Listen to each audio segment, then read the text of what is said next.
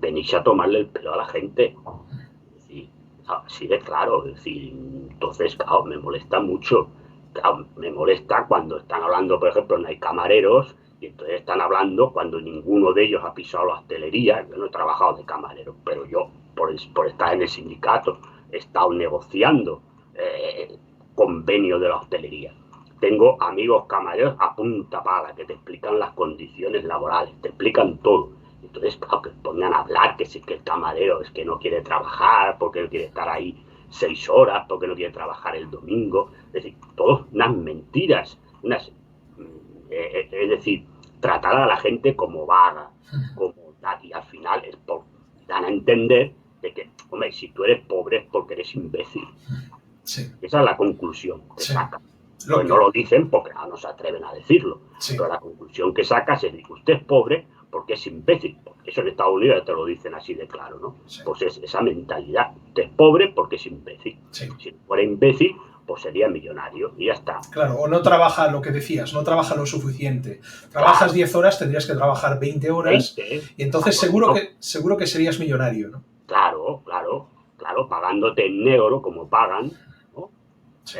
Cotizándote la mitad de las horas porque no te hacen un contrato de 10 horas a la semana, pero tienes que trabajar 30, ¿no? Que no te las cotizan, entonces te pagan un sobre en negro. Es decir, hombre, yo puedo traer, no puedo decir los nombres o no puedo traer a la gente de la televisión porque, claro, entonces pues tendrían problemas en su empresa. Pero cuando la pandemia que nos metió el gobierno en ERTE a todo el mundo, yo le puedo traer a muchísima gente que cobraban del ERTE, que tenían que ir a buscar a Cáritas la bolsa de comida, Sí. de gente de la hostelería. Porque, claro, como el SEPE lo que pagaba era en función de la hoja salarial, claro, había gente que cobraba 400 y 500 euros de ERTE, ¿eh? Sí, sí. Entonces, esta es la realidad, porque todo lo demás viene en negro, con el cuento de las propinas, con el cuento de no sé qué, de no sé cuánto. Bueno, y entonces cuando se jubilan, pues a algunos les quedan 1.000 euros o 900 euros, 1.100, 1.200, con un poco de suerte, ¿no? Esta es la realidad de la hostelería. Y entonces, claro, venir a explicar que la gente es que no trabaja porque no quiere estar el domingo trabajando, no quiere estar no sé qué, ¿no? Y eso me irrita mucho, me Sí. irrita mucho. Me irrita porque ha llegado un momento en que dices, mire, ya está bien, una cosa es que nos exploten y otra cosa es que nos quiten la dignidad de personas. Claro. Totalmente de acuerdo. En ese aspecto has comentado, o sea, has estado en el mundo sindicalista. ¿Qué hay de partidos políticos? ¿Has militado? ¿Militas actualmente? ¿Y por qué? ¿Cuáles son tus razones? No estoy en ningún partido. Estuve por razones familiares un tiempo al principio, porque como te decía, mi familia, la mayoría eran del PSOE. Estuve en la Federación Catalana del PSOE cuando era más joven. Luego nos fusionaron con el PSC, estuve en el PSC. No estuve mucho tiempo. A ver, estuve mucho tiempo porque no me dieron nunca de baja. Fíjate, yo te estoy hablando que esto debía ser por el año 77, 1977. Yo, a mediados de cuando me fui, porque antes de irme a Alemania, a la RDA, que era el año 86, yo ya prácticamente no tenía vida militante en el PSC, porque no iba para nada, ni pagaba la cuota, ni nada. Bueno, pues me han dado de baja a raíz de salir en la televisión y en los vídeos estos. Es decir, que fíjate los años que en teoría he sido militante del PSC y por ende del PSOE sin serlo. No he estado. Después, evidentemente, sí que en la realidad estuve en el SEP, en el Partido Socialista Unificado, que era la unificación del Partido Comunista y del SPD en la RDA, que eran los dos partidos que estaban antes en la República de Weimar. Y después, por razones, cuando volví a Alemania en el año 93, sí, 93, 90, sí, finales del 93, principios del 94, para poder trabajar en la universidad, pues un profesor, que yo fui profesor universitario, invitado de estos que llaman, de historia. Como en Alemania pues sacaron enseguida que yo había estado en la RDA, pues entonces ponían pegas para que yo pudiera estar trabajando en la universidad.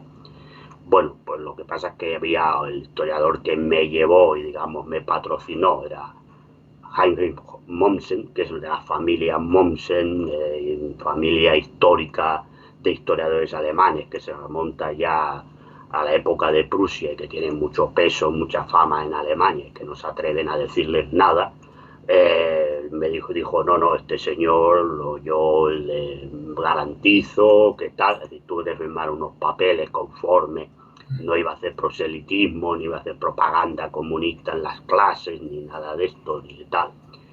Y luego este señor militaba en el SPD y tenía un cargo en el SPD de Renania-Westfalia, porque esto era en Düsseldorf, y me dijo, mira, apúntate al SPD, esto, ya sé que tú eres comunista, pero mira, apúntate al SPD y esto pues te dejarán tranquilo, ¿no? Porque pensarán que ya has evolucionado en la vida, ¿no?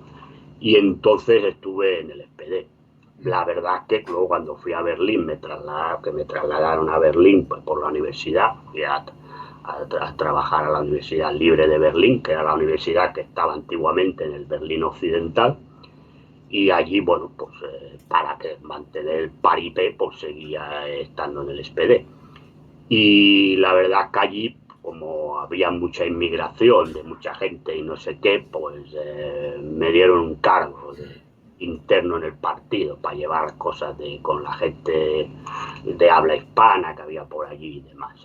Y bueno, lo que pasa es que me sirvió para conocer a gente que era importante o tenía peso en el partido. Conocí al amigo Rede, que ya era un pájaro, pues ya lo había conocido cuando era presidente de Niedersachsen, de la Baja Sajonia, que Hannover es la capital.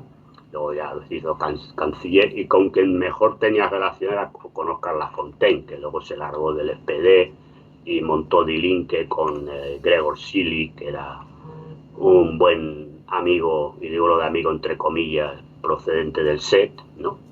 Uno de los que pegó la puñalada a Honecker, es decir, bueno, montaron Die Linke, que ya vemos ahora Die Linke apoyando la OTAN y demás, ¿no?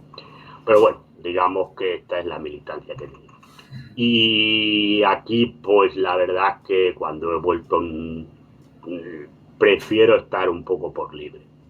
No me meto en nada, no tengo por ahora intención, tampoco veo nada que me llame, ningún partido político ni ningún movimiento que me llame la atención paramilitar. Sí, con respeto a todo el mundo, no entro y salgo. Con algunos puedo estar más de acuerdo que con otros, porque es lo que publican por redes sociales y demás, y puedo estar más de acuerdo con unos que con otros, pero los respeto a todos. Mi Twitter es una hora, cada uno que hable lo que quiera y diga lo que quiera, mientras no insulte ni falte respeto a nadie, pero no tengo tampoco, a ver, sé que hay gente que dice que hay que crear un movimiento y que yo me presente. Mira, yo lo digo siempre, yo no creo en la democracia burguesa, me parece que es una estafa. Las elecciones yo siempre las llamo la payasada burguesa electoral, y como decía Stalin, al final en la democracia no importa quién vota, el dueño del voto no es de quien vota, sino de quien recuenta el voto, o de quien lo cuenta, ¿no? Entonces, como tampoco puedes hacer nada, porque al final si tú participas en la democracia burguesa tienes que aceptar la constitución burguesa. Cuando llegas al Parlamento no vas a poder cambiar nada, porque enseguida te van a venir que necesitan los 3/4 de la Cámara para cambiar el artículo no sé qué de la Constitución, bla, bla, bla, el rollo que tú quieres. Sí. Para luego los bancos se cambian en un minuto, no hace falta. Pero si yo quiero cambiar, no podré. Entonces, sí, para estar calentando sillas, para estar cobrando un sueldo, que encima tampoco puedes renunciar a él, ni aunque luego lo des, o... A ver, no voy a engañar a la gente. Claro. Pues entonces me parece que es engañar a la gente. Claro. Yo sé que hay gente que me dice, hombre, pero Lenin decía, o Rosa Luxemburgo decían que hay que estar. Bueno, pero el materialismo histórico cambia, ¿no? Es decir, no es algún corpus cerrado. Sí. Yo creo que en los momentos en que ellos lo decían sí que era necesario estar, porque eran momentos en que incluso los partidos socialistas salían de una prohibición, ¿no? En Alemania, pues ya habían acabado las leyes antisocialistas de Bismarck, aunque luego durante el Kaiser Guillermo II el Partido Socialista fue creciendo, todavía había problemas de leyes sociales. En Rusia, evidentemente, no hablemos. Entonces, cuando el zar pues, puso la Duma, que no servía para nada, pero bueno, al menos podías estar ahí y hablar y decir cosas, y a lo mejor, pues incluso aunque fuera apoyándote con los liberales, pues sacar una ley que pudiera favorecer a la clase trabajadora. Pero ahora, que es un circo y una payasada. Sí, Y eso aparte tendrías otra cosa que a lo mejor no te ha tocado tan de cerca, pero se llaman las cloacas del Estado. no, hombre, sí, a Y, ver, yo sé que sí, que a mí, si por ahora no me han tocado nada, es porque yo he dicho por activa y por pasiva que no me voy a presentar a las elecciones. exacto, Si exacto. yo mañana dijera que me presento a unas elecciones, Sí. está seguro yo que primero saldría un informe diciendo que yo era un jefe de las Stasi en la guerra y que maté a no sé cuánta gente, que intentó saltar el muro, y además fui yo personalmente que cogí el fusil y mató a no sé quién. Sí, Si eso la gente no se lo creía, pues le sacarían que habría robado, yo que sé, una viejecita, un exacto. día de cuando tal. Sí. Si no, pues acabarían diciendo que, como yo a veces también luego al volver aquí a España, pues he dado clase en algún instituto, en alguna sustitución, no sé qué, pues que le toque algo a una Sí. niña, un niño, y entonces soy un profesor pededastra, es decir, Sí. todo inventado, evidentemente, pero ya quedaría la sospecha de la duda, ¿no? La duda, además, pues ya llamarían a la cadena de televisión diciendo: este señor Sí. no puede más, porque si no le cierro la cadena de televisión, ¿no? Entonces, claro, es decir, Sí. por lo tanto, no tiene sentido. Y además, que si yo he criticado y soy crítico con toda la purria podemita, entonces, si me meto ahí para estar Claro, ahí sentado en una silla, en un escaño, claro. sin poder hacer absolutamente nada de lo que yo creo y lo que yo pienso, es que yo mismo pienso que estoy estafando a la gente y que sería igual que el estapurria podemita. Otra cosa es que posiblemente no lo haría, ni lo haré nunca, es irme a un chalet Sí. no en Galapagar, pero a lo mejor aquí en Pedralbes, ¿no? Claro. Pero, es decir, pero es que no sirve para nada. Entonces, yo creo que la liberación de la clase trabajadora solo pasa por la revolución y destruir este sistema. Participar dentro del sistema es en estos momentos, es fortalecer al sistema. Porque le sirve de excusa diciendo: mire, hasta estos taraos que no sé qué están en el Parlamento. Sí. Fíjese si qué libres somos, qué demócratas somos y qué maravilloso es el tal. Y además, si por casualidad, ya después de todas estas purrias que te pudiera sacar, como tú dices, las cloacas del Estado, la gente es igual. Votara masivamente y votara masivamente a lo que nosotros defendemos, ya te digo yo que harían un pucherazo electoral. Sí. Sí, Y sí. si el pucherazo no funcionara, habría un golpe de Estado. A lo mejor no con los tanques en la calle, pero sería un golpe de Estado del Tribunal Constitucional diciendo que usted incumple la Constitución, que no sé qué, Sí. como ha dicho al pobre hombre ese de Perú, que no deja de ser un socialdemocratilla de derechas, Sí. ¿no? Pero claro, como les quería quitarle las concesiones a las multinacionales americanas, pues ya se van cargando, ¿no? Claro. Entonces, esta es la realidad. Entonces, yo esto es lo que le digo a la gente. Es decir, dentro del sistema no se va a cambiar nada. Entonces, nada, nada. Es igual que te presentes tú ahora y tal, y a lo mejor te dejen participar y te dejen salir. Si tienes 10 diputados, ¿qué haces con esos 10 diputados ahí? Claro. O tienes 20, o claro, tienes 40 o 50. Aparte el compromiso, tú estás hablando como una persona honesta y consecuente con sus ideas, pero ¿cuántas personas están dispuestas realmente a hacer lo mismo que tú? A trabajar día a día y no van a integrar tu partido solo por tener ese sillón que les va a garantizar un salario. Ganan un montón de trepas, Alejandro. Claro, ese es el Es problema. que esta es la desgracia. Y este fue uno de los problemas también que tuvieron los partidos comunistas en la Europa del Este. Que se apuntó mucha gente que de comunista tenía lo que yo de cardenal de la curia romana. Y cuando llegó el momento, pues traicionaron al partido. Claro. Es así. Es decir, claro, había gente en la Unión Soviética en los años 70 y 80 que estaba pactando con la CIA, que iba a estudiar a universidades americanas. Pues bueno, el partido lo permitía, el Estado lo permitía, pero que estaban allí en contacto. El señor Gorbachev, antes de ser secretario general, Andropov lo envió a Inglaterra, no sé qué, y se vio con la señora Thatcher. Y la señora Thatcher dijo, este es el candidato que a nosotros nos viene bien. Antes de que Gorbachev fuera secretario general del PQS y premier de la Unión Soviética. Pues esto es la realidad de lo que había ahí. Entonces, buena parte de que aquello se cayó por traiciones internas. Porque había gente que dijeron, hombre, pues yo sí me puedo comprar un Jaguar, ¿por qué tengo que ir con el Trabant? Claro. ¿No? Sí. Entonces, a ver, que había cosas que el sistema podía haber, o el Estado podía haber mejorado. Sí, porque es verdad, por ejemplo, en la realidad hubo un momento que había problemas de la vivienda, no porque la gente no tuviera casa, sino porque, hombre, la gente pues llegaba un momento y decía, hombre, pues a lo mejor podemos hacer una casa algo mejor, ¿no? Y entonces, bueno, ahí a veces pues nos hacía, y después yo creo que también había un problema, que yo a veces se lo decía a algún dirigente del SET. A ver, es que hay un problema. Es decir, no es lo mismo la generación que ha hecho la revolución. La generación posterior, que aún ha conocido el capitalismo, que la tercera generación. Porque la tercera generación solo ha conocido el socialismo. Claro. Y entonces, el sistema eres tú, no el sistema capitalista. Y entonces tú ahí tenías que haber escuchado más a la gente joven. Y el problema era que, hombre, que tú lo sabes, que muchos dirigentes de aquello bueno, tenían 80 y pico de años. Sí. Y tenían una mentalidad de cuando habían luchado contra Hitler. Hombre, a ver, la sociedad de la RDA había cambiado. Claro, ahí la importancia, de transmitir el socialismo generación tras generación. Claro. Es algo de lo que hablan mucho nuestros líderes, Kim Il-sung y Kim Jong-il, en Corea del Norte, y el por qué se mantiene el sistema socialista en el país.